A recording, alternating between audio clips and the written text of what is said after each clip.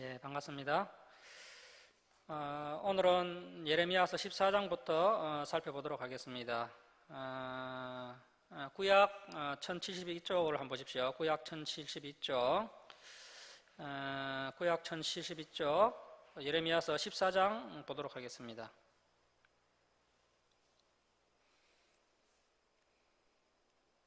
자, 구약 성경 1072쪽 예레미야서 14장 8절과 9절 말씀 보십시오. 8절과 9절. 8절, 9절 박수 치시고요. 박수 치시고 별표해 놓겠습니다. 자, 8절 말씀 보시면요. 이스라엘의 소망이시여 고난당한 때에 구원자시여 어찌하여 이 땅에서 거류하는 자같이 하룻밤을 유숙하는 나그네같이 하시나이까. 여기에 좀 적어 놓으십니다. 초라한 하나님이라고 적어 놓으시고요. 초라한 하나님. 계속해서 죄를 짓고 계속해서 악한 행위를 하는 인간 앞에서 전능하신 하나님께서 어떻게 되신다는 겁니까? 무능해지신다는 겁니다. 하나님께서 초라해지신다는 겁니다. 자, 9절 말씀 보십시오.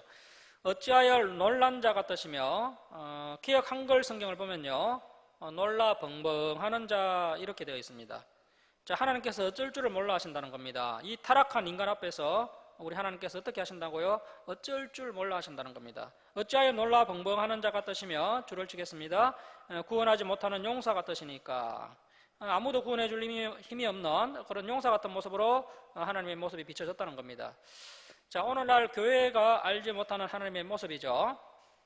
하나님께서는 860년 동안 모든 방법을 동원해 보셨지만요, 이스라엘이 돌아오지 않고 제 앞에서 망신창이가 되어버리니까 전능하신 하나님께서도 타락한 인간의 문제 앞에서 초라하고 무능한 자처럼 되고 말았다는 겁니다. 자, 그래서 이제 결국 이렇게 끝까지 변화되지 않는 사람들은 이제 어쩔 수가 없는 겁니다. 자, 여러분, 만약에요, 전지전능하신 하나님께서 오늘날 이 교회에서 소개하고 있는 것처럼 모든 사람들을 다 변화시킨다면요, 그렇게 하나님께서 이 인격체를 강제적으로 변화시켜서 구원하신다면은 뭐 지옥이 있을 이유가 없겠죠. 지옥이 뭐 있을 이유가 없습니다. 다 구원받기 때문에요. 자, 결국에는 이렇게 타락한 인간 앞에서 하나님께서도 안 되시는 것이 있기 때문에 이 끝까지 안 되는 사람들, 끝까지 변화되지 않는 사람들은 이제 어쩔 수가 없는 겁니다. 이런 사람들을 위해서 하나님께서 지옥을 예비해 놓으신 겁니다. 자, 13절 말씀 보십시오. 이에 내가 말하되 슬퍼도소이다.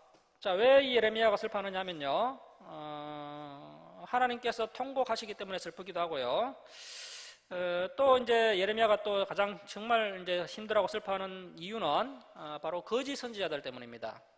이에 내가 말하되 슬퍼도소이다. 자, 거짓 선지자 때문에 예레미야가 얼마나 힘이 드는지요. 거짓 선지자들은 많고 예레미야는 혼자입니다. 백성들은 거짓 선지자들의 달콤한 설교에 빠져서 평안하다 평안하다 이런 달콤한 설교만 듣고 있으니까요, 진짜 하나님의 말씀을 전하는 이 주의 종은 정말 얼마나 애롭고 슬픈지. 슬퍼도소이다. 주 여호와여 보시옵소서. 거짓 선지자들이 그들에게 이르기를, 이 거짓 선지자들이 이제 백성들에게 이르기를요, 너희가 칼을 보지 아니하겠고 기근은 너희에게 이르지 아니할 것이라. 내가 이곳에서 줄을 치겠습니다. 너희에게 확실한 평강을 주리라. 오늘날도 거짓 선지자들이 이런 설교를 많이 합니다. 자, 여러분, 예수님께서 어떻게 이야기하셨습니까? 이 마지막 시대에, 그 마지막 때에 정말 놀라운 복의 시대가 오게 될 것이다, 그렇게 말씀하신 것이 아니고요, 예수님께서 어떻게 이야기하셨습니까? 마지막 때가 되면 난리의 소문을 듣게 될 것이다. 예수님께서 마지막 시대는 매우 어둡고 어려운 시대가 오게 될 것을 말씀하셨습니다. 그런데 이제 거짓 선지자들은 하나같이 평강을 예언하고 있다는 겁니다. 자, 14절 말씀 보십시오. 여호와께서 내게 이르시되 거짓 선지자들이 줄을 치겠습니다. 내 이름으로, 여호와의 이름으로 거짓 예언을 하는도다. 나는 그들을 보내지 아니하였고 그들에게 명령하거나 이러지 아니하였거늘 그들이 거짓 계시야 점술과 헛된 것과. 여러분, 오늘날 이 기독교 내에 이 무당 같은 목회자들이 얼마나 많습니까? 이 점쟁이 같은 그런 목회자들이 얼마나 많습니까? 거짓 계시야 점술과 헛된 것과 자기 마음에 거짓으로 그런 것들은 자기 마음대로 하는 거짓말에 불과하다는 겁니다. 그런 거짓 예언을 어떻게 하나님께서 받았겠습니까? 그런 거짓 예언을 어떻게 하나님께 받았겠습니까? 자, 자기 마음의 거짓으로 너희에게 예언하는도다. 15절 보십시오. 그러므로 내가 보내지 아니하였어도 내 이름으로 예언하여 이르기를 칼과 기근이 이 땅에 이르지 아니하리라 하는 선지자들에 대하여 여호와께서 이와 같이 말씀하셨노라. 그 선지자들은 칼과 기근에 멸망할 것이요. 그래서 거짓 선자들이 이제 제일 먼저 죽습니다. 거짓 선자들이 가장 먼저 죽습니다. 자, 16절 말씀 보십시오. 그들의 예언을 받은 백성은 이 남유다의 멸망이 임할 때요, 성전의 어른들부터 먼저 내가 먼저 죽이겠다, 그렇게 하나님께서 말씀하셨습니다. 자, 그래서 여러분, 이 타락한 종교 지도자들이 가장 먼저 죽고요. 그래서 이제 요한계시록도 보면요, 가장 먼저 지옥불에 떨어지는 자들이 거짓 선지자들입니다. 산채로 지옥불에 던져지게 됩니다. 거짓 선지자가 가장 먼저 심판을 받습니다. 그러면 거짓 선지자들의 예언을 받은 백성들은 어떻게 됩니까? 자, 줄을 치겠습니다. 기근과 칼로 말미암아 예루살렘 거리에 던짐을 당할 것인정. 자, 여러분, 사탄이 깬다고 해서요 게임을 당하면 안 됩니다. 사탄이 깬다고 해서 게임을 당하는 것도 죄입니다. 그 설교를 좋다고 듣고 있는 것도 죄입니다. 왜 듣고 있을까요? 같은 욕심이 있기 때문에 듣고 있는 겁니다. 같은 욕심이 있기 때문에. 자, 그래서 이제 한국교회 성도님들이 왜 개척교회 같은 데 가지 않고 큰 교회로 모입니까? 욕심이 있기 때문이죠. 욕심이. 뭐 다 그런 것은 아니지만 자기 욕심을 채우기 위해서 큰 교회 다니는 성도들이 상당히 많다는 겁니다. 자, 17절 말씀 보십시오. 너는, 예레미야, 너는 이 말로 그들에게 이르라. 줄을 치겠습니다. 내 눈이, 하나님의 눈이 밤낮으로 그치지 아니하고 눈물을 흘리리니 이는 처녀딸 내 백성이 큰 파멸 중한 상처로 말미암아 망함이라. 하나님께서 눈물을 그치지 않고 있습니다. 여러분, 지금 한국교회가 이제 약해지고 있을 때요, 많이 약해지고 있는데 하나님께서는 지금 피눈물을 흘리고 계십니다. 자, 15장 1절 말씀 보십시오. 15장 1절. 여호와께서 내게 이르시되 모세와 사무엘이 내 앞에 섰다 할지라도 내 마음은 이 백성을 향할 수 없나니 그들을 내 앞에서 쫓아내보내라. 자, 이스라엘 백성들을 쫓아내보려는 마음을 돌이키지 않겠다는 겁니다. 여러분, 구약을 대표하는 모세와 사무엘 같은 이러한 위대한 주의 종들이 하나님 앞에 엎드려 기도한다 할지라도 이 남유다 멸망은 이제 돌이킬 수 없다는 겁니다. 자, 여러분, 남유다 말기에 요시아가 등장했지 않습니까? 다윗처럼 훌륭했던 요시아가 등장을 해도 이 남유다의 멸망은 어쩔 수가 없습니다. 오늘날도 마찬가지입니다. 우리 주사랑교회가 좀 반짝 좀 잘한다고 해서요, 요한계시록에 나와 있는 그 인류의 종말은 우리가 막을 수가 없습니다. 누군가가 진리의 말씀을 제대로 전파한다고 해서 이 세상의 대세를 거스를 수 없습니다. 우리가 할 수 있는 것은요, 창세전에 예정되어 있는 그 선택된 백성들을 구원해내는 일에 쓰임 받는 정도입니다. 그 경륜을 위해서 우리가 달려가는 겁니다.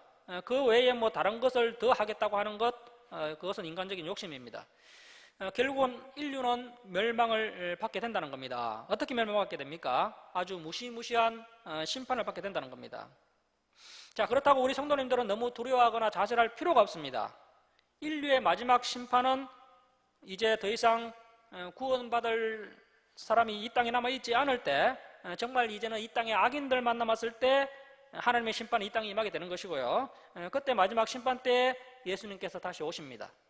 그 예수님이 다시 오실 때 마지막 7번째 나팔이 울리게 되고요, 그때 이제 죽은 성도들은 영광의 부활을 하고, 그때까지 살아남아서 신앙을 지킨 성도들은 휴거되어서 공중에서 예수님을 뵙게 됩니다. 그리고 이제 이 땅에는 이제 7 대접재앙이 쏟아지게 되는데요, 그때 이제 우리 성도들은 그 불이 붙은 유리바다 건너편에서 안전하게 머물게 되고요, 이 땅에는 이제 대접재앙이 쏟아지게 되고, 이 마귀와 거짓 선지자들과 불신자들이 영원한 지옥불에 다 던져진 후에 우리 성도들은 영원한 하나님 나라 새 예루살렘 성에서 부활의 몸으로 영원토록 살게 된다는 겁니다. 이 종말이 종말로 끝나는 것이 아니고요. 종말 후에 이 땅에 영원한 하나님 나라가 비로소 안성이 되는 것이고요. 이 땅에 비로소 이제 악이 다 사라지게 되는 것이고 우리는 새 하늘과 새 땅, 새 예루살렘 성에서 영원토록 살게 되는 겁니다.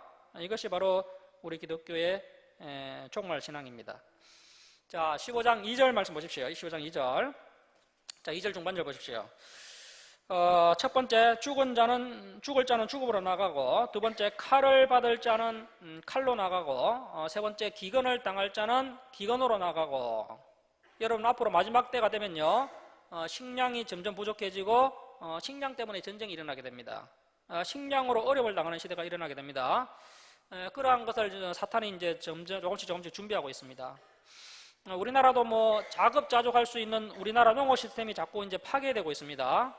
이제 농민들은요, 쌀값이 자꾸 하락을 해서 쌀 농사를 지으려고 하지 않습니다.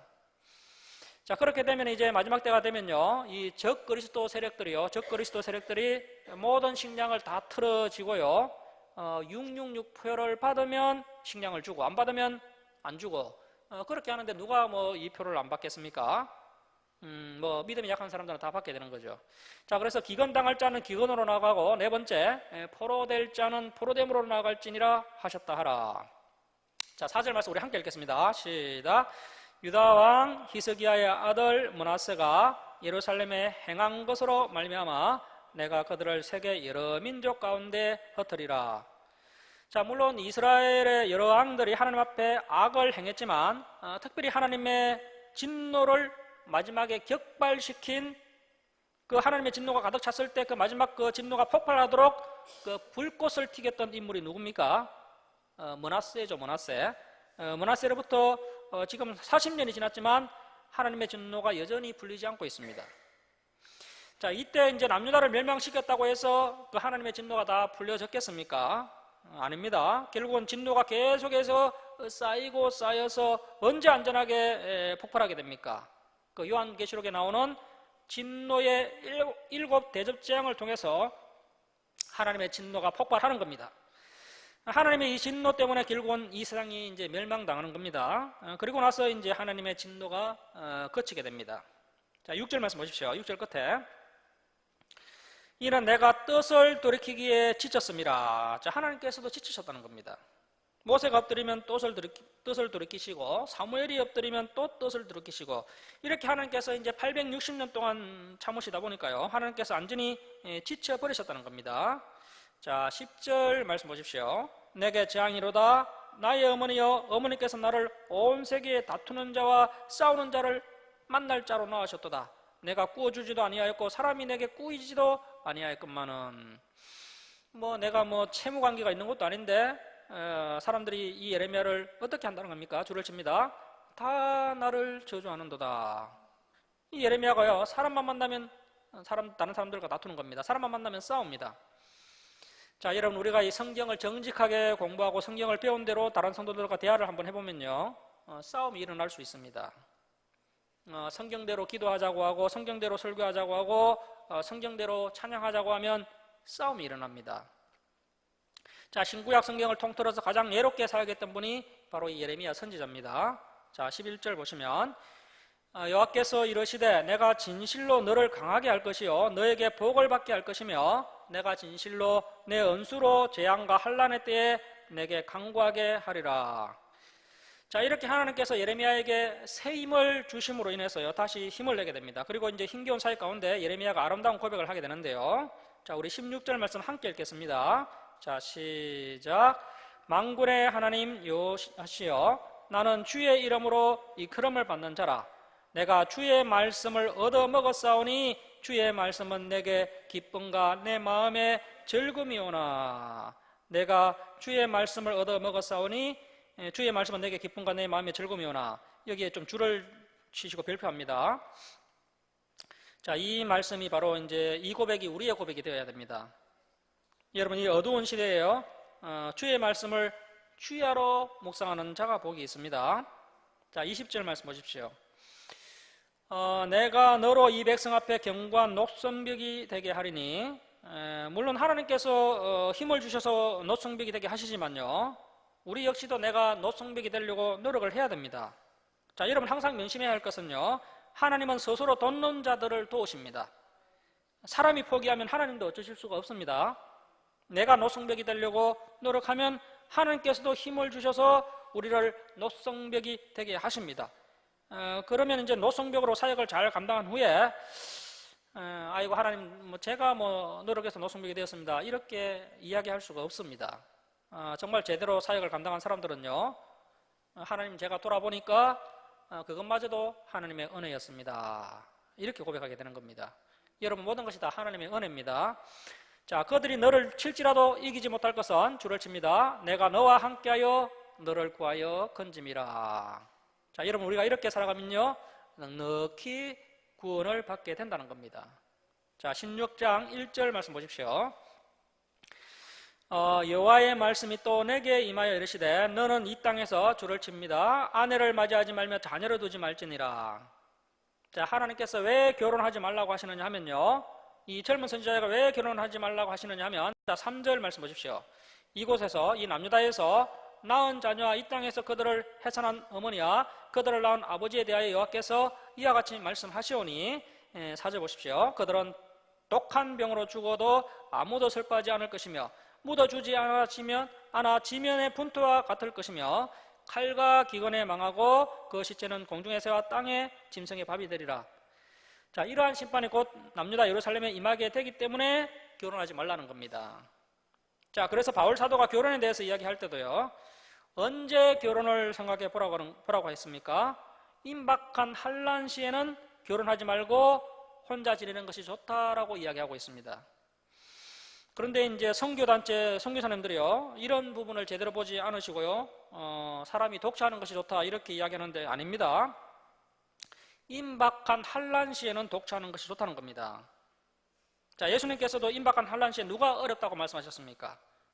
아이 된 자가 어렵다고 하셨습니다.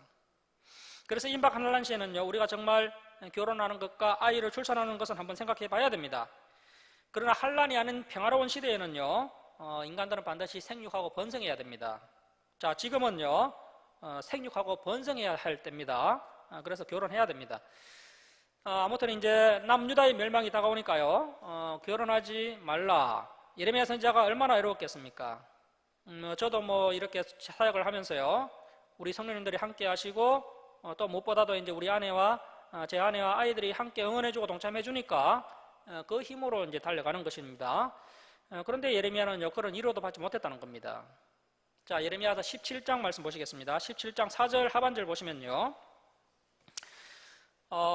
이는 너희가 내 노를 맹렬하게 하여 줄을 칩니다. 영원히 타는 불을 일으켰음이라. 자, 영원히 타는 불을 일으켰음이라. 이 불이 바로 지옥불의 예표입니다. 영원히 타는 불을 일으켰음이라. 지옥의 예표라고 여기에 적어 놓으시고요, 지옥의 예표. 자, 이제 5절 말씀도 우리가 좀 새겨야 될 말씀인데요, 5절 말씀 보십시오. 여호와께서 이와 같이 말씀하시니라. 무릇 사람을 믿으며 육신으로 그의 힘을 삼고 마음이 여호와에게서 떠난 그 사람은 저주를 받을 것이라. 자, 우리가 사람을 믿거나 사람에게 의지하거나 해서는 안 된다는 겁니다. 교회에서도 마찬가지입니다. 아무리 영적 지도자라 할지라도요, 결국 영적 지도자를 통해서 하나님을 의지해야 되지, 목회자를 지나치게 의지하는 것도 우리가 상당히 조심해야 됩니다. 자, 7절 말씀 보십시오. 그러나 물은 여호와를 의지하며 여호와를 의뢰하는 그 사람은 복을 받을 것이라. 그는 물가에 심어진 나무가 그 뿌리를 강변에 뻗치고 더위가 올지라도 두려워하지 아니하며 그 잎이 청청하며 가무는 해에도 걱정이 없고 결실이 그치지 아니함 같으리라.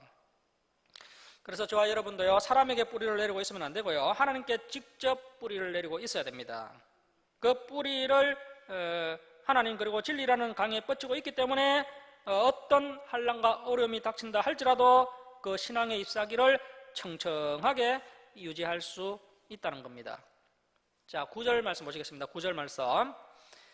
만물보다 거짓되고 힘이 부패한 것은 마음이라. 이 마음에 대해서 예레미야가 이제 계속해서 강조하고 있는데요. 자, 이제 22절로 가겠습니다. 22절 말씀 보십시오. 안식일.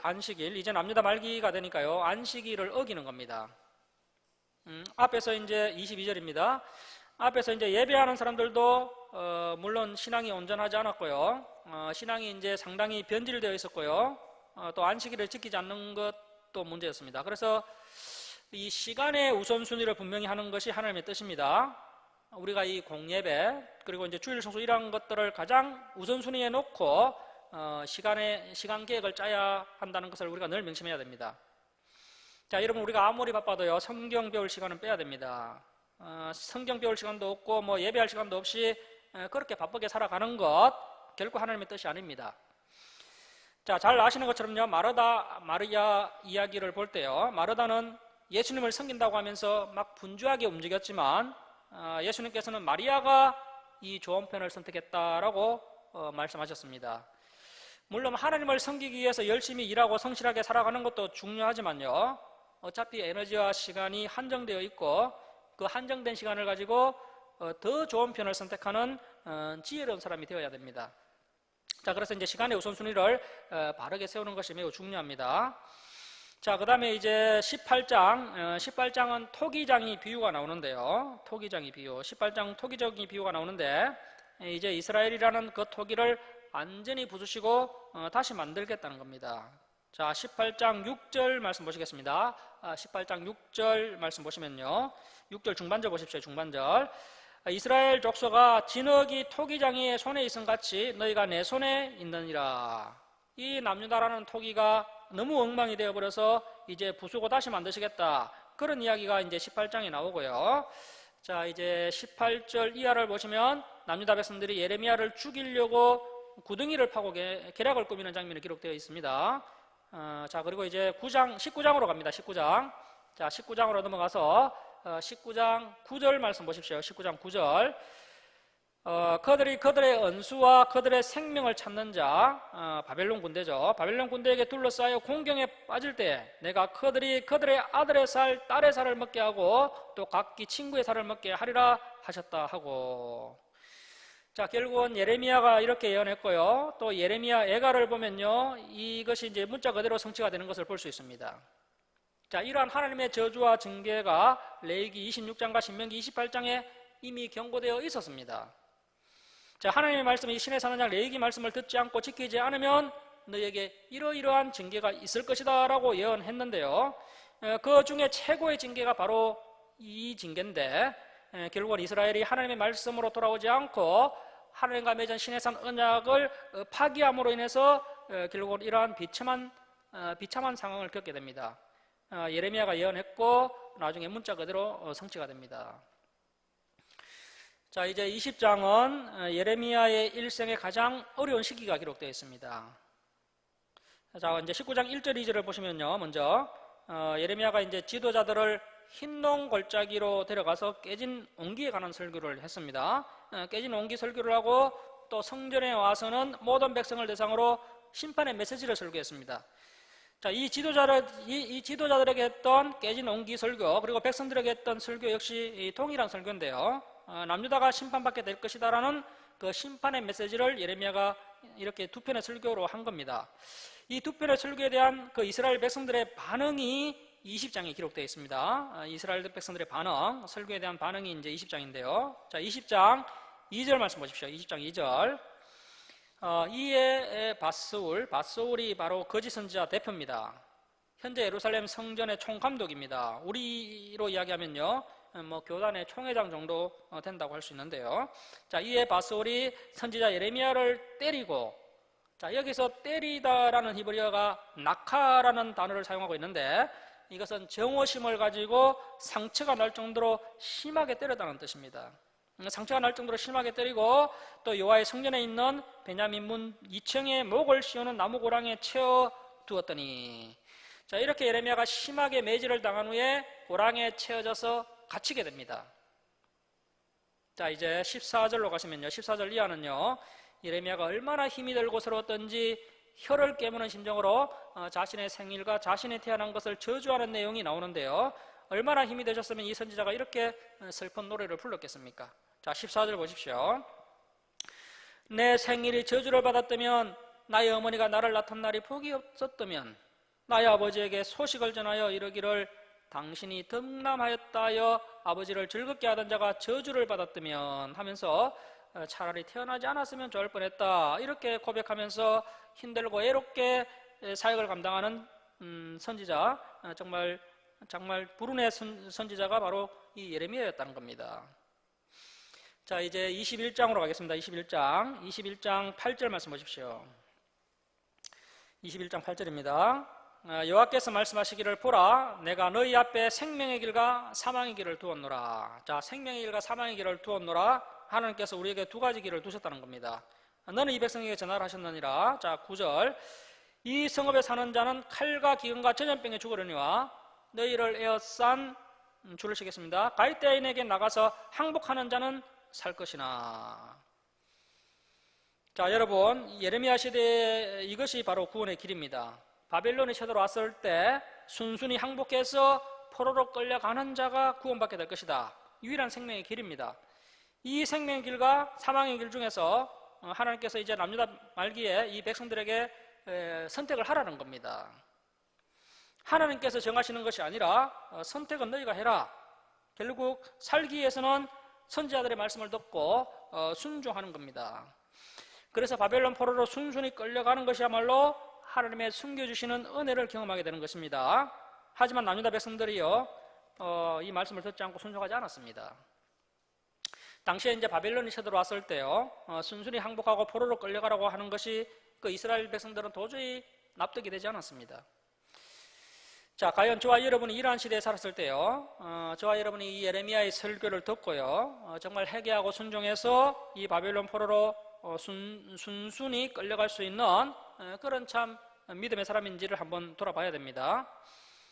자, 이제 22장 13절에서 19절은요, 22장 13절에서 19절은 남유다 18대 왕 요야김에 대한 이야기가 나옵니다. 요야김에 대한 이야기입니다. 자, 16절 말씀 보십시오. 16절. 그는 이제 요야김의 아버지 요시야를 이야기하는 겁니다. 이 요시야가 어떤 왕이었느냐 하면, 그는 가난한 자와 궁핍한 자를 변호하고. 자, 그래서 여러분, 지도자들의 마음은요, 부자에게 향해 있으면 안 됩니다. 항상 소외되고 약하고 궁핍하고 가난한 자들에게 지도자들의 시선이 멈춰 있어야 한다는 겁니다. 부자들은요, 지도자들이 챙겨주지 않아도 충분히 살 수 있는 사람들입니다. 자, 그래서 반드시 이 지도자들은 가난하고 궁핍한 사람들에게 관심을 가져야 한다는 것이죠. 교회도 마찬가지입니다. 예수님께서, 하나님께서 그리하셨던 것처럼 목회자는 형편이 어려운 사람들에게 늘 관심이 있어야 됩니다. 자, 그런데 11조 많이 하는 사람들에게 막 90도로 인사하고요, 그렇지 않은 분들에게 오든지 말든지 마음대로 하십시오, 이렇게 하면 절대 안 된다는 겁니다. 자, 그래서 반드시 가난하고 궁핍한 자의 입장에서 목회를 하고 지도자의 역할을 감당해야 됩니다. 자, 그래서 가난한 자 궁핍한 자를 변호하고 형통하였나니 이것이 나를 알미 아니냐. 자, 그래서 하나님을 제대로 알면은 이렇게 행동한다는 겁니다. 이것이 진짜 하나님을 아는 겁니다. 하나님을 모르니까 반대로 행동하는 겁니다. 요시야는 하나님을 알았기 때문에 그렇게 정의롭게 공의롭게 정치를 해 나갔다는 것이죠. 그런데 어떻게 이 요야김이요, 요시야의 아들이 되어놓고, 자, 17절 말씀 보십시오. 그러나 내 두 눈과 마음은 탐욕이 가득하다. 눈의 욕심과 마음의 욕심이 가득했다는 겁니다. 자, 쉽게 이야기하면요, 자기가 하고 싶은 대로 살았던 사람이 바로 요야김이었다는 겁니다. 자, 21절 말씀 보십시오. 21절 하반절에 보시면요, 요야김, 네가 어려서부터 내 목소리를 청종하지 아니함이 내 습관이라. 이러한 습관이 있었기 때문에 요야김이 망한 겁니다. 자, 그런데 요야김의 아버지가 누구였습니까? 요시야였죠. 아버지는 그렇게 훌륭한데 아들의 습관이 왜 이 모양입니까? 어머니의 영향을 받았겠죠. 어머니가 중요하다는 겁니다. 그래서 어머니가 해야 할 2대 사명이 있습니다. 첫 번째, 남편을 돕는 배필로 여성들은 만들어졌습니다. 남편을 돕는 배필. 그리고 두 번째, 자녀들에게 거룩한 신앙 습관이 생기도록 잘 양육해야 됩니다. 자, 어릴 때부터 순종하는 습관이 생기도록 자녀들을 교육해야 한다는 겁니다. 그러려면 또 부인이 남편에게 순종을 잘 해야 되고요, 그리고 남편은 또 그리스도에게 순종해야 됩니다. 이러한 순종의 습관들이 잘 대물림 되도록 중요한 역할을 어머니가 해 주셔야 한다는 겁니다. 자, 그런데 오늘날은요, 오히려 남편의 머리가 부인이 되어 버렸고요, 오히려 이제 여성들이 이 일을 망각하고 이제 사회로 자꾸 진출하면서요, 우리의 다음 세대들이 정말 희망이 없는, 정말 하나님께서 쓰실 만한 사람이 준비되지 않는 그런 시대가 되어 버렸다는 겁니다. 자, 이제 23장으로 가겠습니다. 23장. 자, 23장 1절부터 8절까지는 메시아 예언이 나옵니다. 메시아 예언. 그래서 이제 이런 말씀을 좀 강조해야 되는데요. 왜냐하면 지금 희망이 보이지 않습니다. 지금 어떠한 희망도 보이지 않습니다. 우리 사회도 마찬가지죠. 결국에는 희망이 보이지 않게 됩니다. 점점요.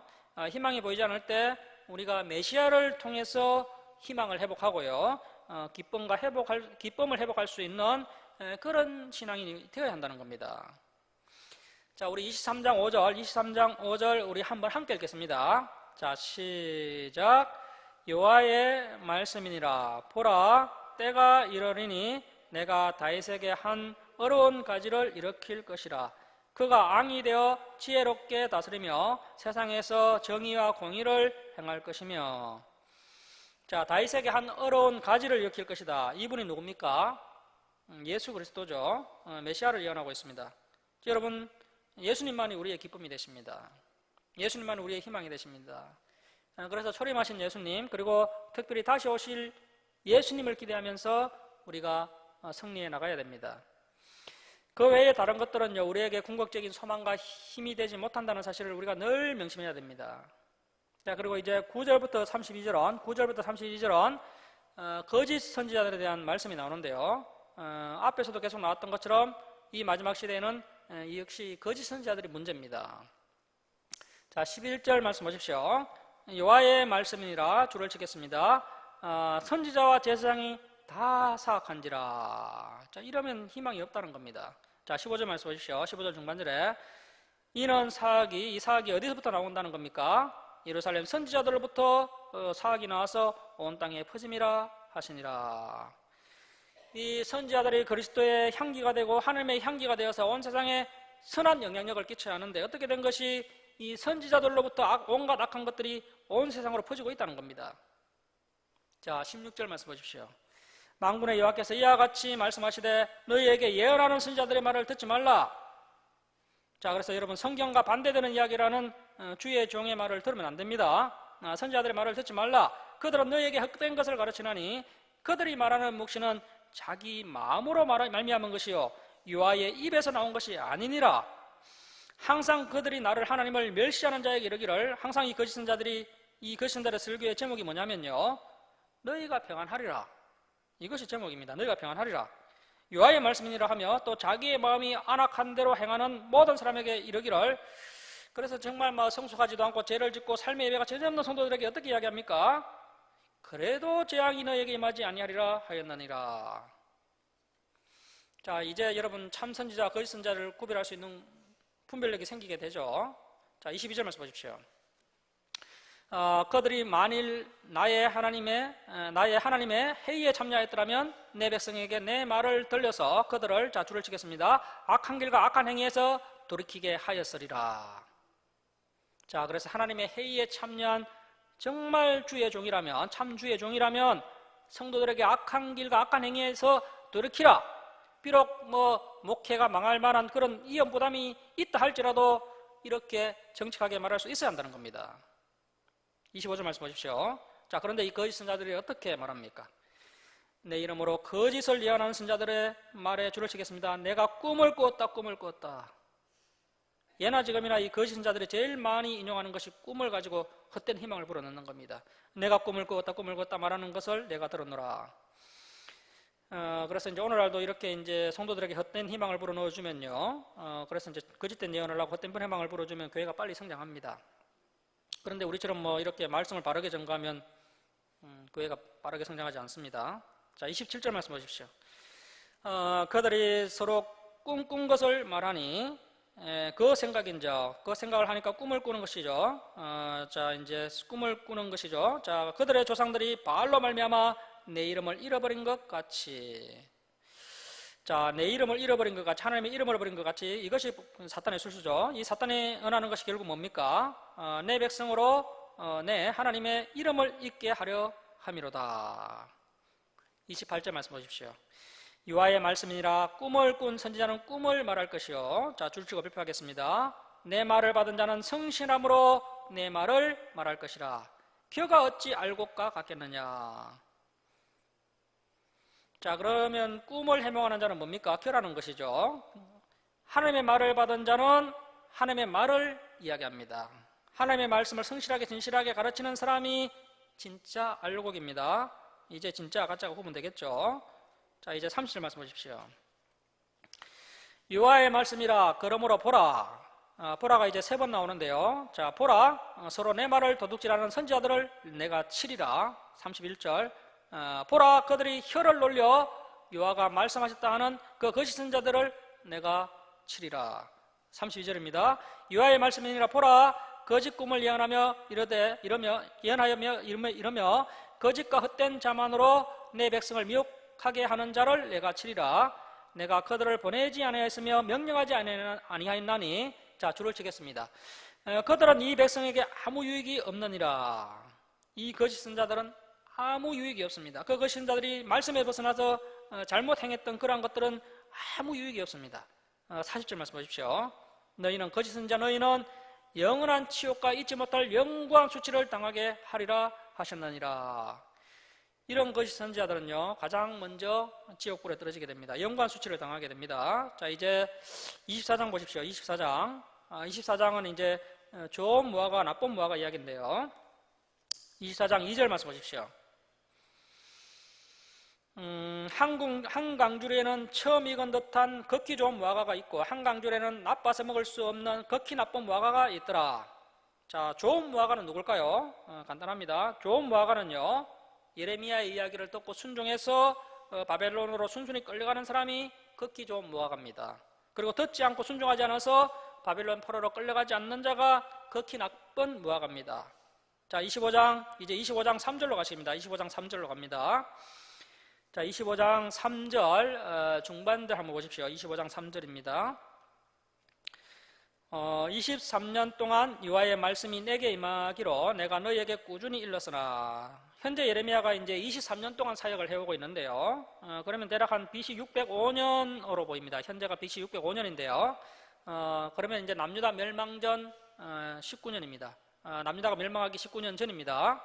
이제 19년 후면 이 남유다가 멸망하는데, 그런 가운데 예레미야가 사역을 지금 하고 있는데요. 자, 예레미야가 23년 동안 지금 설교했는데 이 백성들이 어떻게 합니까? 자, 3절 끝에 보십시오. 너희가 순종하지 아니하였느니라. 23년 동안 뭐 계속 설교했는데도 듣지 않는 겁니다.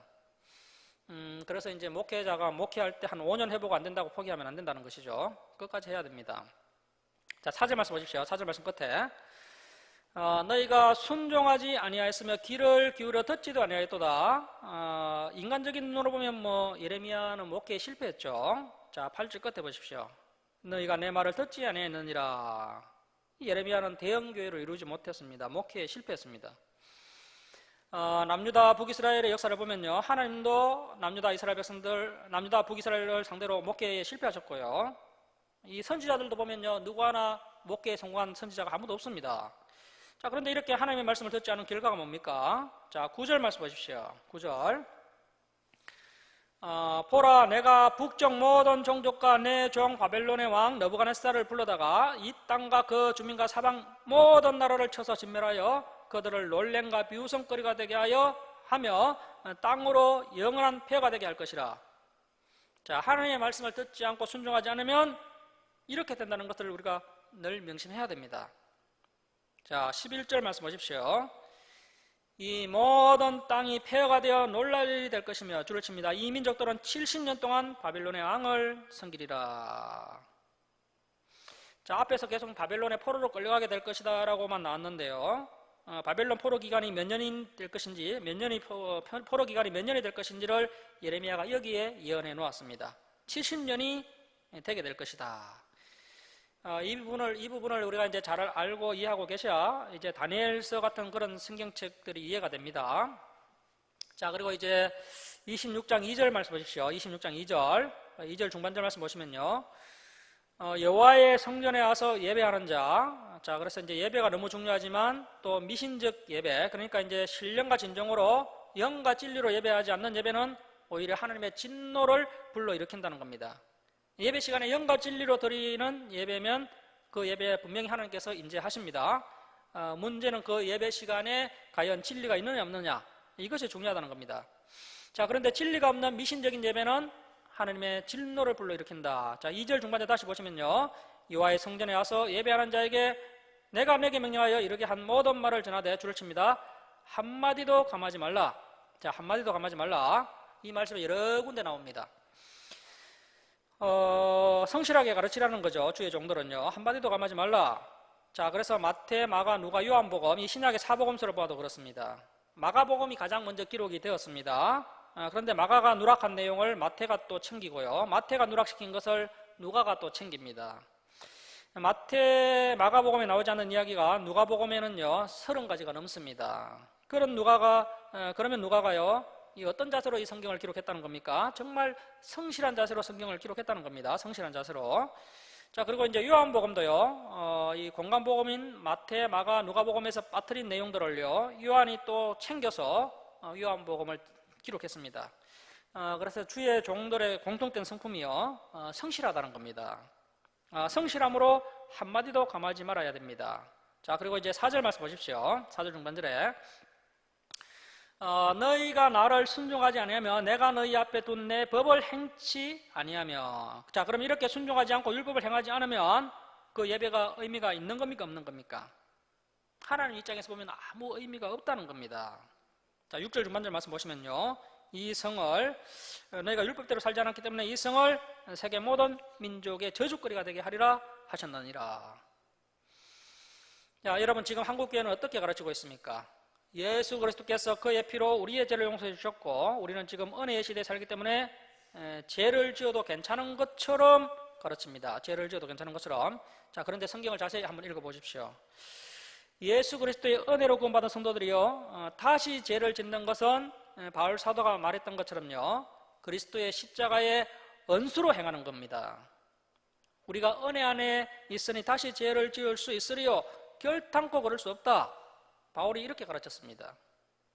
그런데 그런 구절은 싹 빼뜨리고요, 이신덕이 믿음으로 구원받는다, 그 구절을 가지고 성도들의 신앙을 아주 유치한 믿음으로 만들어 버린 겁니다. 우리가 그동안 유명한의 구원파를 비판했지만요, 사실은 자세히 보니까 그 구원파 구원론이나 우리 정통 기독교 구원론이나 별 차이가 없는 겁니다. 자, 그래서요, 하나님의 말씀대로 행하지 않으면 그 믿음은 아무것도 아닌 겁니다. 참 믿음이 아닌 것입니다. 자, 예레미야가 이렇게 이제 부담스러운 설교를 하니까요, 이렇게 이제 백성들을 책망하니까 그들이 이 예레미야를 붙잡고 어떤 이야기를 하느냐 하면요, 자, 26장 8절 끝에 한번 보십시오. 8절 끝에 보시면요, 그를 붙잡고 이르되 네가 반드시 죽어야 하리라. 이 예레미야를 죽이려고 했습니다. 하나님의 바른 말씀을 선포한다는 이유로 예레미야를 죽이려고 했습니다. 자, 이렇게 해서 예레미야가 이제 사형 언도를 받게 되는데요. 자, 26장 11절 말씀 보십시오. 제사장들과 선지자들이 이제 고관들과 당시 3대 권력자들이죠. 모든 백성에게 말하여 이르되 이 사람은 죽는 것이 합당하니. 자, 이렇게 해서 예레미야가요 사형 언도를 받게 됩니다. 이제 예레미야가 40년 사역 기간 가운데 이제 23년 사역을 감당했는데요, 이때 이제 사형 언도를 받게 됩니다. 정직하게 설교한 것 때문에. 자, 사람이 죽는 것이 합당하니 너희 귀로 들은 같이 이 성에 관하여 심판을 예언하였습니다. 예루살렘 성에 대한 심판을 예언했기 때문에 사형 언도를 받았다는 겁니다. 자, 그런데 예레미야가 20년 이상 사역을 하다 보니까요, 예레미야가 많은 성장을 했습니다. 그래서 이제 목회를 해도 한 20년 정도 해야 목회자가 좀 성숙한 느낌이 나는 겁니다. 그렇게 보면 저는 아직도 멀었습니다. 아무튼 이제 예레미야가 20년 이상 사역을 하니까요, 많이 성장하였어요. 이제 주눅 들지 않고 아주 담대하게 설교합니다. 자, 13절 말씀하십시오. 그런즉 주를 치겠습니다. 너희는 너희 길과 행위를 고치고 너희 하나님 여호와의 목소리를 청종하라. 자, 그런데 오늘날 교회에서 목사가 성도님들에게 우리의 길과 행위를 고치시다 이렇게 하면요, 이렇게 설교하면 눈빛이 날카로워지는 분들이 계십니다. 자, 여호와의 목소리를 청종하라. 그리하면 여호와께서 너에게 선언하신 재앙에 대하여 뜻을 돌이키시리라. 24절 말씀 보십시오. 이렇게 예레미야가 사형 언도를 받게 되는데요, 그때 하나님께서 선한 사람을 통해서 예레미야를 구원해 주십니다. 자, 24절 말씀 보십시오. 사반의 아들 아이감, 이 사반이 이제 요시야 왕에게 율법책을 읽어주었던 그 서기관 사반인데요. 자, 율법책을 읽어주었던 서기관 사반의 자손을 통해서 예레미야가 생명을 구원받게 됩니다. 자, 사반의 아들 아이감의 손이 예레미야를 도와주어 그를 백성의 손에 내어주지 아니하여 죽이지 못하게 하니라. 자, 저와 여러분도 진리의 길을 가다 보면요, 이러한 귀한 분들의 도움을 경험하게 될 것입니다. 자, 이제 27장과 28장은요, 시드기야 왕의 즉위식 때, 각국의 축가 사절단들이 모인 자리에서 일어난 사건들이 기록되어 있는데요. 자, 27장 1절 말씀 보십시오. 27장 1절. 유다의 왕 요시야 아들 요야김. 자, 요야김 여기에다가요, 시드기야라고 좀 바꾸어 적으시기 바랍니다. 시드기야. 우리가 보는 이 성경책은 원본이 아니고 이제 사본입니다. 그래서 이제 원본을 필사하는 과정에서 나온 오류로 보이는데요. 자, 그래서 남유다 마지막 왕 시드기야가 다스리기 시작할 때 여호와께서 말씀으로 예레미야에게 임하시니라. 자, 시드기야가 다스리기 시작할 때, 이 시드기야 즉위식 때 예레미야가 찬물을 끼얹는 설교를 하게 됩니다. 예레미야가요, 멍에를 들고 와서요, 멍에 설교를 27장에서 28장까지 쭉 이어서 설교를 합니다. 자, 2절 말씀 보시면 여호와께서 이와 같이 내게 말씀하시되 너는 줄과 멍에를 만들어 내 목에 걸고, 3절 보십시오. 유다의 왕 시드기야를 보러 예루살렘에 온 축하 사신들의 손에도 그 멍에를 나누어 주어. 이 멍에가 예레미야가 준 선물이었습니다. 이렇게 예레미야가 멍에를 나누어 주면서 한 설교가 뭡니까? 자, 8절 말씀 보십시오. 8절. 이 멍에를 메고 어디로 끌려가라는 겁니까? 바벨론으로 끌려가라는 겁니다. 순순히 바벨론 왕이 지어준 멍에를 부인하지 말고 그 멍에를 메고 끌려가라. 그렇게 끌려가지 않으면 칼과 기근과 전염병으로 다 죽임을 당하니까 멍에를 메고 반드시 포로로 끌려가라. 예레미야가 똑같은 설교를 계속해서 하고 있습니다. 자, 12절 말씀 보십시오. 12절. 내가 이 모든 말씀대로 유다의 왕 시드기야에게 전하여 이르되 왕과 백성은 바벨론 왕의 모든 멍에를 목에 메고 그와 바벨론 왕과 그의 백성을 섬기소서. 그리하면 사실이라. 계속 반복해서 설교합니다. 하지만 이 시드기야가 듣지 않습니다. 여러분, 계속해서 왕의 이름이 시드기야로 나오지 않았습니까? 그런데 이제 27장 1절만 요야김으로 나온 겁니다. 그러니까 이제 요야김이 잘못 기록된 것이죠. 자, 이제 14절 말씀 보십시오. 14절. 그러므로 당신들은 바벨론의 왕을 섬기게 되지 아니하리라 하는 이 거짓 선지자들의 말을 듣지 마소서. 그들은 거짓을 연함이니이다. 28장 10절 말씀 보십시오. 선지자 하나냐가 선지자 예레미야의 목에서 멍에를 빼앗아 꺾고. 자, 이제 거짓 선지자 하나냐가 설교하는데요, 예레미야에게 와서 그 멍에를 분질러 버리면서 이 하나냐가 소리를 높여서 어떻게 설교하느냐 하면, 자, 11절 중반절 보시면요, 내가 2년 안에 모든 민족의 목에서 바벨론 왕 느부갓네살의 멍에를 이와 같이 꺾어버리라 하셨느니라. 자, 2년 안에 바벨론은 자기 나라로 돌아가게 될 것이다. 그러니까 예레미야가요, 할 말을 잃고 이제 자기 갈 길로 가버립니다. 자, 그리고 나서 이제 예레미야가 다음 날 하나냐를 찾아갑니다. 자, 15절 말씀 보십시오. 15절. 선지자 예레미야가 이 거짓 선지자 하나냐에게 이르되 하나냐여 들으라. 여호와께서 너를 보내지 아니하셨거늘 내가 이 백성에게 거짓을 믿게 하는도다. 자, 지금 하나님은요 70년 동안 바벨론 포로로 잡혀간다고 말씀하셨는데요, 이 하나냐는 2년 안에 다 끝난다는 겁니다. 자, 16절 말씀 보십시오. 그러므로 여호와께서 이와 같이 말씀하시되 내가 너를 지면에서 제하리니 내가 여호와께 패역한 말을 하였습니다. 네가 금년에 죽으리라 하셨느니라 하더니 선지자 하나냐가 그 해의 7째 달에 죽었더라. 자, 이러한 광경을 다 보고도 이 남유다 마지막 왕 시드기야가 믿음이 생기지 않습니다. 자, 이제 30장으로 갑니다. 30장.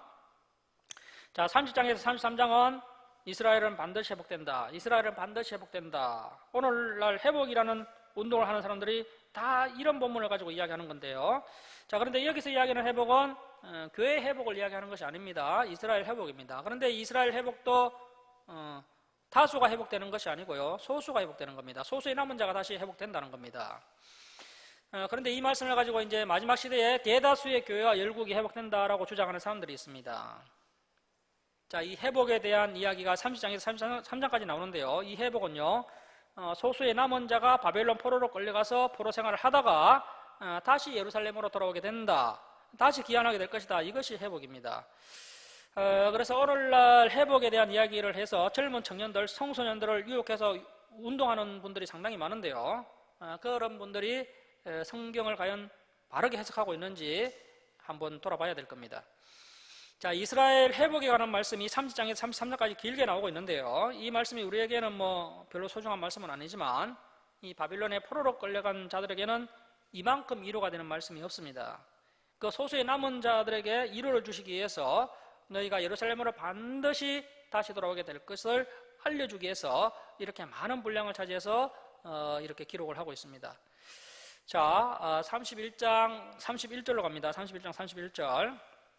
자, 31장 31절에서 33절까지 박스 치시고 별표해 놓습니다. 아직 신약 성경이 기록되지 않았는데 벌써 새 언약이라는 말이 이렇게 나오고 있습니다. 이 새 언약을 줄여서 신약이라고 하지 않습니까? 예수님 오시기 600년 전에 예레미야가 새 언약에 대해서 예언을 하고 있습니다.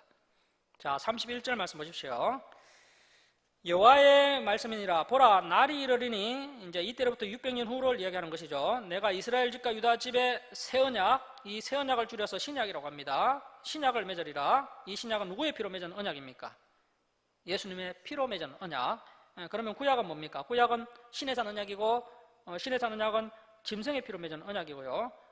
짐승의 피로 맺은 언약을 구약이라고 하고, 예수님께서 자신의 피로 새 언약을 맺으면서 신약이 되었고, 옛날에 그 짐승의 피로 맺은 언약이 이제 옛날 언약, 구약이 된 겁니다. 자, 옛 언약은 짐승의 피로 맺은 언약, 새 언약은 예수님의 피로 맺은 언약. 여기에 좀 각주를 달아 놓습니다. 누가복음 22장 20절. 누가복음 22장 20절. 자, 이 구약, 이 옛 언약의 핵심은 십계명입니다. 십계명. 그래서 이제 그 십계명에 또 기타 율법이 더해진 것이 신의 산 언약입니다. 그리고 그 신의 산 언약을 가지고 레위기가 만들어지고요. 그 레위기를 중심으로 오경이 형성되어 있고요. 그 오경을 중심으로 해서 만들어진 것이 바로 구약 성경 39권입니다. 자, 그러므로 옛 언약, 구약을 작게 이야기하면 십계명이 되는 겁니다. 좀 더 크게 보면 신의 산 언약이 되는 겁니다. 자, 그런데 구약을 우리가 전체적으로 보면요, 이 구약 성경 39권 전체가 옛 언약이 되는 겁니다. 자, 그러면 신약은 어떻습니까? 신약을 줄이면 예수 그리스도의 피에 관한 복음이 신약의 핵심이 됩니다. 그리고 신약 성경 전체가 또 새 언약으로 볼 수 있습니다. 자, 이렇게 해서 이제 구약과 신약 성경이 이루어지게 된 겁니다. 자, 이제 32절 말씀 보십시오. 이 새 언약은 내가 그들의 조상들의 손을 잡고 애굽 땅에서 인도하여 내던 날에 맺은 것. 자, 말씀드렸다시피 가장 먼저 맺었던 언약이 뭡니까? 애굽 땅에서 출애굽해서 오순절날 시내산 아래에서 맺었던 시내산 언약이죠. 그 시내산 언약과 같지 아니할 것은, 자, 이 시내산 언약이 옛 언약이고 구약입니다. 시내산 언약을 구체화시킨 것이 레위기고, 이 레위기가 옛 언약, 구약입니다. 시내산 언약과 같지 아니할 것은 내가 그들의 남편이 되었어도 그들이 내 언약을 깨뜨렸음이라. 여호와의 말씀이니라. 자, 본래 구약의 관계는요, 부부 관계였다는 겁니다. 자, 부부 관계는요, 가까운 관계지만 깨어질 수 있는 관계입니다. 이혼하면 깨어지는 거죠. 자, 그런데 이 새로운 언약, 이제 새로운 언약을 세우는데, 이 새로운 언약은 피가 섞인 관계입니다. 부자 관계입니다. 피가 섞여서 깨어질 수 없는 영원한 관계로 만들겠다. 이러한 새 언약에 대한 이야기가 나오고요. 자, 33절 말씀 보십시오. 이 새 언약의 특징이 있습니다. 그러나 그날 후에 내가 이스라엘 집과 맺은 언약은 이러하니 곧 내가 나의 법을 그들의 어디에 둔다고요? 줄을 치겠습니다. 속에 두며 그들의 마음에 기록하여 나는 그들의 하나님이 되고 그들은 내 백성이 될 것이라. 자, 그러면 이 새 언약의 놀라운 은혜에 동참하려면요, 우리의 마음에 무엇이 기록되어 있어야 합니까? 우리의 마음에 하나님의 말씀이 기록되어 있어야 됩니다. 새 언약의 시대에 성도들의 마음에 말씀이 기록된다는 겁니다. 자, 그래서 우리가 열심히 성경 공부를 하고요, 또 거기다가 성령님의 도우심으로 우리의 마음판에 또 하나님의 말씀을 잘 새겨야 됩니다. 이것이야말로 새 언약에 동참하는 사람이라는 것이죠. 자, 그래서 이 옛 언약은 십계명 두돌판에 새겨져서 깨어질 수 있는 관계지만, 새 언약은 사람의 마음판 자체에 새겨지기 때문에 영원히 깨어지지 않는 새 언약을 세우시겠다. 자, 여러분 지금 이 새 언약의 시대에 살면서 언약이 깨어지고 교회를 떠나고 말씀대로 살지 않는 이러한 성도들이 너무 많은데요. 왜 그럴까요? 이 새 언약이 진짜 그들의 가슴판에 새겨지지 않은 겁니다. 여러분 새 언약에 들어오려면요, 이 새 언약의 은혜와 복을 누리려면 말씀을 마음에 기록해야 됩니다. 말씀을 마음에 기록해야 됩니다. 그래야 정말 하나님의 은혜의 백성이 되는 겁니다. 자, 그리고 이제 33장 3절 말씀 보시면요, 33장 3절 말씀도 또 삼삼하다고 해서 얼마나 많이 인용되고 있는 말씀입니까? 자, 33장 3절 말씀 보십시오. 너는 내게 부르짖어라. 자, 여기서 이제 부르짖어라가 히브리어로 카라인데요. 카라. 이 카라는 부르짖어라가 아니고 부르라라는 뜻입니다. 부르라. 히브리어를 공부해 보면 부르라. 그리고 부르짖어라는 단어는 따로 있습니다. 자크가 부르짖어랍니다. 자, 그래서 이제 현대 성경에서는 이 말씀을 어떻게 의역하고 있느냐 하면요, 오직 나만을 의지하여라 이렇게 되어 있습니다. 오직 나만을 의지하여라. 너는 오직 나만을 의지하여라. 그래서 하나님만을 의지하고 하나님께만 엎드리고 하나님만 찾고 하나님께만 나와라 이런 뜻입니다. 부르짖으라는 번역은 잘못된 겁니다. 그런데 오늘날 성도님들은 딱 이 구절만 보고 이 구절만 또 알고요, 너는 내게 부르짖으라. 내가 내게 응답하겠고 내가 알지 못하는 크고 엄밀한 일을 내게 보이리라. 오늘날 교회에서 하나님께 부르짖으면 하나님께서 크고 엄밀한 일을 너에게 보여주실 테니까 부르짖으라고 가르칩니다. 그러나 그런 뜻이 아니고요, 하나님만 믿고 하나님만 의지하면 응답해 주시겠다 이런 뜻입니다. 하나님만 믿고 하나님만 의지하면 응답해 주시겠다. 소리 질러서 부르짖는다고 응답해 주시는 것이 아닙니다. 여러분 아무 때나 또 부르짖으면 안 됩니다. 물론 우리가 살다 보면 이 길을 만날 때가 있죠. 그럴 때는 우리가 정말 부르짖어야 됩니다. 자, 그래서 제가 나누어드린 예레미야서 보충교재 한번 보시면요, 자, 보충교재 2페이지 한번 보십시다.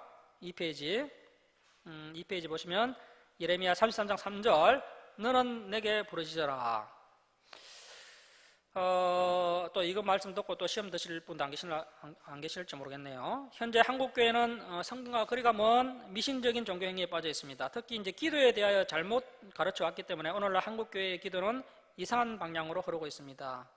큰 교회 작은 교회 할 것 없이 교회에서 기도만 시작하면 큰 소리로 주여 삼창하고 모든 성도가 한꺼번에 정신없이 부르짖는 것을 볼 수 있습니다.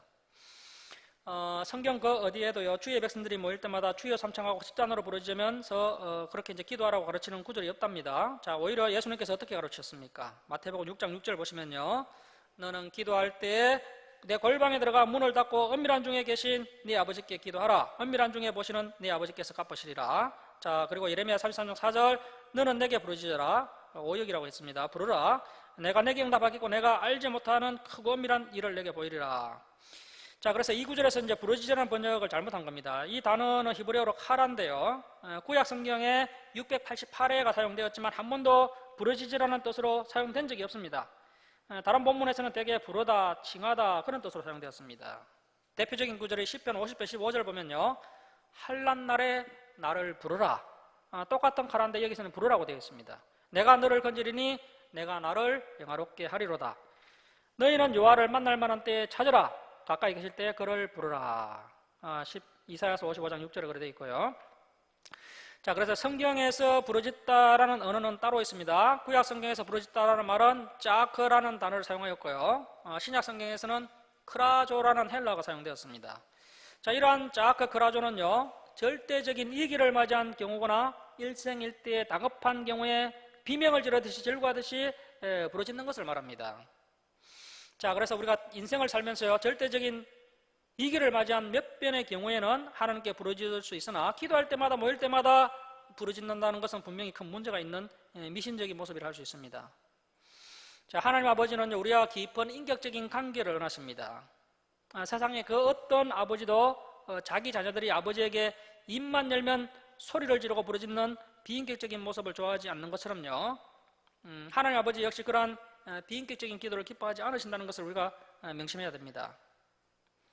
자, 여러분 미신적인 기도가 교회를 어렵게 만들고 있습니다. 다시 본문으로 돌아와서요, 예레미야서 33장 11절 말씀 보시겠습니다. 11절 끝에 보시면요, 자, 예레미야 33장 11절 끝에 보시면 이는 내가 이 땅에 포로를 돌려보내어 지난 날처럼 되게 할 것임이라. 여기에 1이라고 적습니다. 자, 이 땅에 포로를 돌려보내어 지난 날처럼 되게 할 것임이라. 이것이 첫 번째 크고 엄밀한 일입니다.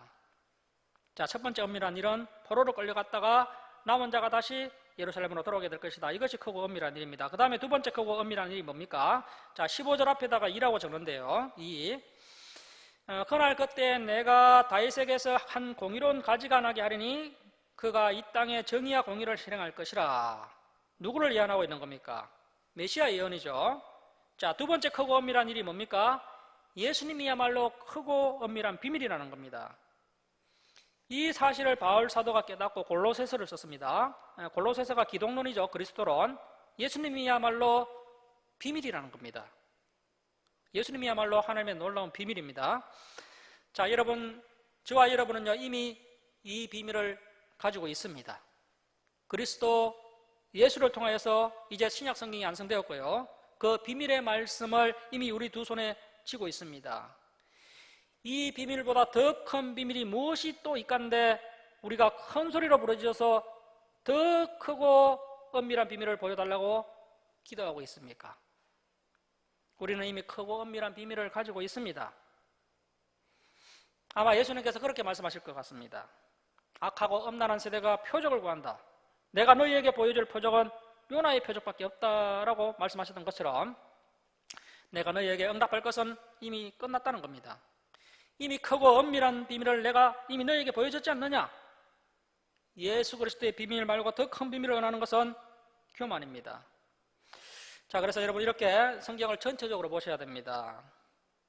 과연 우리가 부르짖으면서 기도해서 정말 욕심을 가지고 크고 엄밀한 일을 구할 수 있는지 우리가 한번 돌아보고요. 전혀 그렇게 이용할 수 있는 본문이 아니라는 겁니다. 정말 예수님이야말로 우리의 비밀의 결정체입니다. 우리는 이미 비밀을 가지고 있는 사람들입니다. 오늘은 여기까지 하고 마치도록 하겠습니다. 기도하겠습니다.